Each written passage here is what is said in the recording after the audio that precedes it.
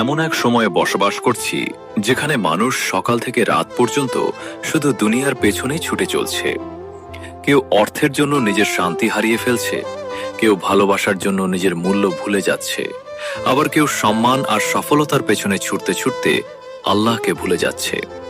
এই ব্যস্ত পৃথিবীতে মানুষ সবকিছু নিয়ে চিন্তা করে, ক্যারিয়ার, ভবিষ্যৎ, সম্পর্ক, টাকা, মানুষের কথা। কিন্তু খুব কম মানুষই একবার থেমে নিজেকে প্রশ্ন করে, এই দুনিয়া আসলে কতদিনের? আজ আমরা বেঁচে আছি, হাসছি, কথা বলছি, স্বপ্ন দেখছি, কিন্তু কে জানে আগামীকাল আমাদের নামটা হয়তো শুধু স্মৃতির পাতায় রয়ে যাবে।